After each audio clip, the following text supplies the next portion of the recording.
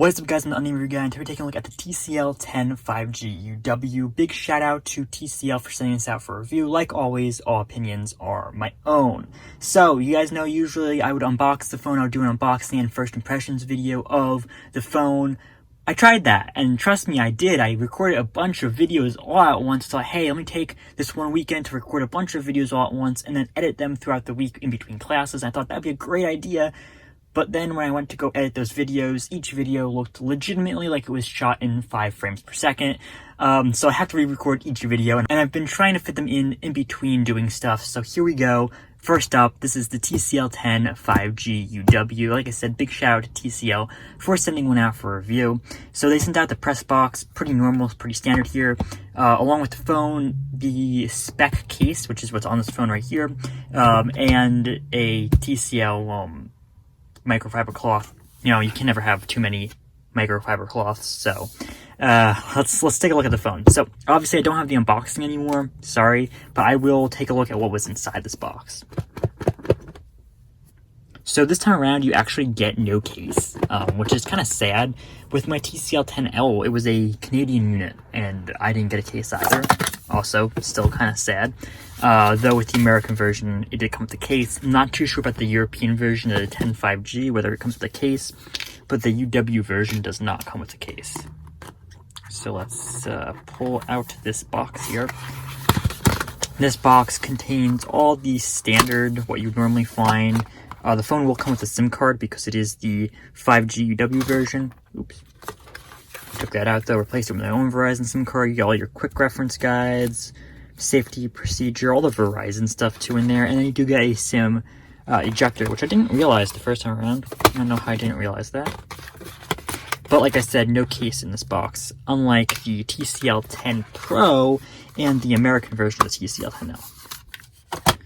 So then in the bottom of this box, you get a pair, not a pair of anything, a wireless charger, a cable for a charger, and it is USB Type-C. It is actually this pretty nice braided cable material, which is good. I like that. I like seeing that.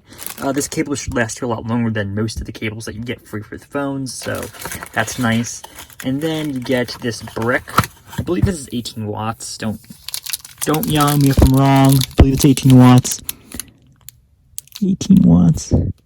I think it's 18 watts. I believe it's Qualcomm's Quick Charge 4.0. All the standard stuff that you can imagine there, but not bad for this phone. This phone is actually $399, which is pretty crazy when you think about it.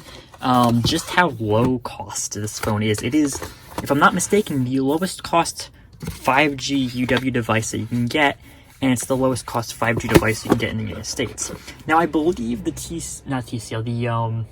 T-Mobile Revel is also fairly cheap. I'm not too sure what the price point on that is, T-Mobile Revel 5G. I don't think the T-Mobile Revel 5G is a rebranded TCL 10 5G. I don't think so.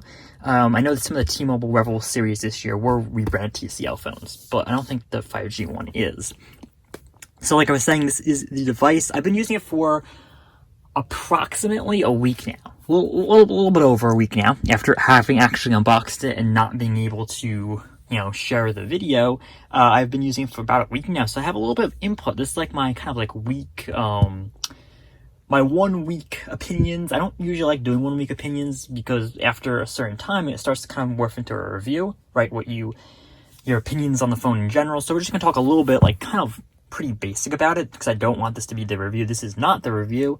I actually just took out my Verizon SIM card out of this phone, like not yesterday, 2 days ago maybe, because I wanted to do something on another phone and I have to switch it back. But this is the phone I've been using for approximately 2 weeks. So let's talk a little bit about it.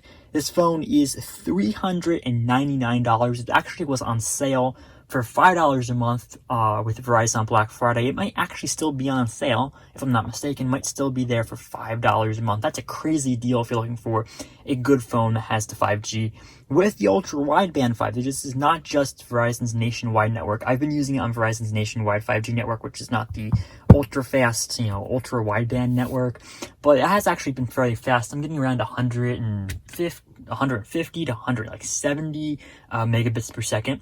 which I've seen some T-Mobile tests that have had like 200 to 400 megabits per second, so it's not top in those T-Mobile tests I've seen.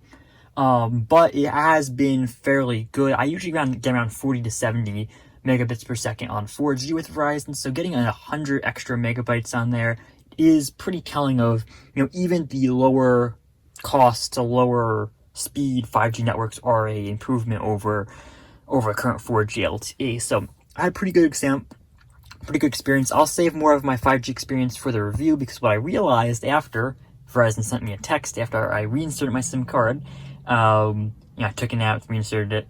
They said that, you're using a 4G SIM card in a 5G phone, you're not getting the full benefits. So I'm not too sure what difference it makes. It probably does make some sort of a difference. And I will order a phone 5G SIM card that's activated with my phone on already. I'm assuming I can activate the one that's in the box, but I'm just going to order a new one through Verizon after I get some stuff fixed up with the account. So let's talk about the actual phone itself after I just gave that whole big thing on the 5G. 5G working fine for me so far, but we'll talk more about that in the review. So this phone has a 6.53-inch LCD. It's not OLED, it's LCD. We do get that dot display. I believe TCL was calling it a Dotch display. Okay, I'll just call it the hole punch on top. This is actually a fairly good looking display. I was a little bit shocked to see how large the bottom bezel is. It's really not that big, like in the grand scheme of things, it's not that big, but it seems larger to me than the TCL 10L for some reason. I don't know, but the actual bezel around the whole thing is actually fairly good. This phone is thick. It's definitely thicker than the 10L, and it's heavy, and a lot of that has to go to the fact that this phone has the ultra-wideband antennas in it. So it's going to make it a little thicker, it's going to make it a little heavier, but it also feels more premium to an extent because of that heavy and weightness of the phone. So we have that 5.3-inch, this isn't an OLED, is it? I don't think this is OLED. No, it's IPS, so it's LCD, HDR10 display, looks good, it looks pretty sharp. I really like TCL's displays. I've liked TCL's displays on the 10 Pro, on the 10L, and this phone's no different. The display looks good. You have a lot of display settings you can change around in the settings. I'll talk more about that in the full review, but the display looks good on this phone. I'm not upset about it. It's good. You have to remember, this phone's $400, So it's very hard to kind of be mad at any display, but the display on this thing is really good. TCL knows what they're doing when it comes to displays. The battery's 4,500 milliamp hours. That's pretty good. I've gotten, a day, probably could go a little over a day, worth of usage from the phone. Pretty standard. Again, though, we're talking about a $399 phone, so again, very good. Versus the European model of this phone, this actually only has 3 cameras. I believe the TCL 10 5G has 4 cameras on the back of it, and the main sensor on here is only 48 megapixels. I believe the TCL 10 5G, the European version, has 64 megapixels, so we're talking a little downgrade on the camera versus the European version, which I'm not too happy about. I don't love different versions for different phones, but this is what we get. I guess that's the kind of trade-off for having the ultra-wideband 5G, which a lot of people aren't going to use, so it's a little bit of a meh trade-off, but it's the trade-off. So we're going to have to live with it. We have the Snapdragon 765G in this phone, and like I've said multiple times this year, multiple times, I really hope more companies start putting these processors into the phones. The Snapdragon 765G, this year I've used multiple phones with the 765G in it. Wonderful processor. It's their midline processor. It's a wonderful processor. You really don't realize that you're using a mid-range processor when you're using one of these phones with the 765G. So I'm really happy that TCL put it in there. I believe that Google, in fact, put it in the Pixel 5 as well, the 765G. And I said earlier this year I would not be unhappy to see some flagship phones with the 765G in it. It cuts cost, it has 5G, and the experience is really good. You don't really notice that you're not using a flagship processor when you're using the 765G. What other phones had the 765? The LG Velvet had the 765G in it. I said that the Galaxy Note 20 probably should have had the 765G in it, but they didn't do that, so kind of upsetting. That phone in general is upsetting. So let's not talk about that phone though, because we're talking about the TCL. What else big on this phone does it have? Of course, this phone is with Verizon's network. You can tell by all the Verizon bloatware. I forgot about the bloatware.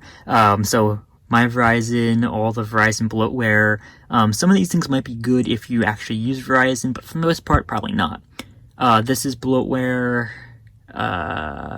Most of all of this is bloatware with the exception of speed test and Snapchat. I think Instagram was already on there. Speed test and Snapchat aren't bloatware.